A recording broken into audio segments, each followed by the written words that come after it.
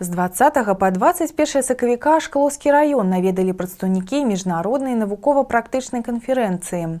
Шклоў і яго ваколіцы ў гісторыі Беларусі. Пад такой назвай канферэнцыя распачала сваю працу 20 сакавіка ў кінатэатры «Мір».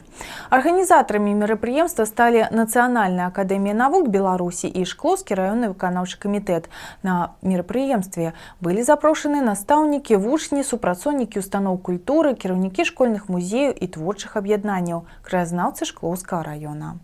Распачалася праца канферэнцыі з прывітальнага слова кіраўніка справамі Шклоўскага райвыканкама Вадзіма Рагавога. Вадзім Васильевич азнаёміў прысутных з асноўнымі накірункамі работы ў Шклоўскім раёне па пошуку, вывучэнню і сістэматызацыі краязнаўчага матэрыяла па гісторыка-культурнай спадчыны Шклоўшчыны і пажадаў поспехаў удзельнікам канферэнцыі. Потым перад прысутнымі выступіў дырэктар Інстытута гісторыі НАН Беларусі Вячаслаў Даніловіч, які азнаёміў удзельнікаў канферэнцыі з асноўнымі накірункамі работы навуковай установы і напрыканцы прамовы выказаў падзякі за захаванне і развіццё культурнай спадчыны асобным супрацоўнікам устаноў культуры, адукацыі і таксама шэрагу актывістаў, краязнаўцам Шклоўскага района. Такие мероприятия, они, на мой взгляд, очень-очень важны, потому что любовь к своей родине, к своей истории, к своей культуре, она начинается прежде всего с того места, где человек родился.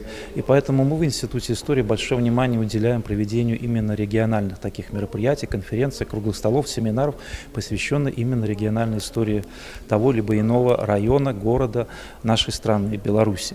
И в этом году, вот в год Малой Родины, мы специально тоже приехали в Шклов, значит, в Шкловский район, потому что здесь богатейшая, уникальная, интереснейшая история. Достаточно упомянуть только, что Шклов единственный в Беларуси город, который 3 раза переносился с места на место, 3 раза восстанавливался и фактически расцветал. Безусловно, такие мероприятия очень важны в плане патриотического воспитания.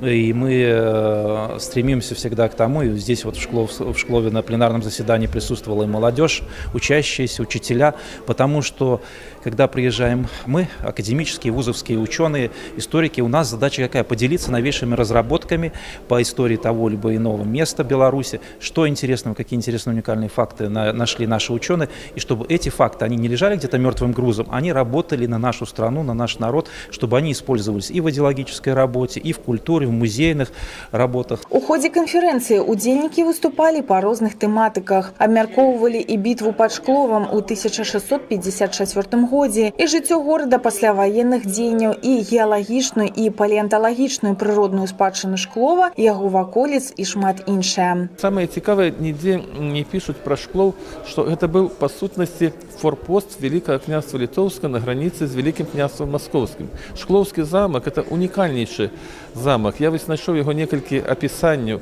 Там ёсць і тайныя выхады з горада у Днепр. Можна было праз падземны ход выйсці, нават калі горад быў акружаны, можна было, некалькі чалавек маглі выйсці і па вадзе і паплыць кудысьці.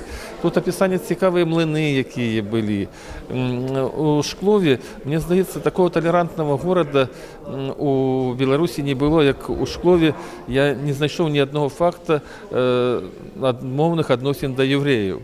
Скрозь было евреі, это было такое прыгнетальнае, трошки прыніжаныя адносіны. Да, Шклов зусім іншы горад.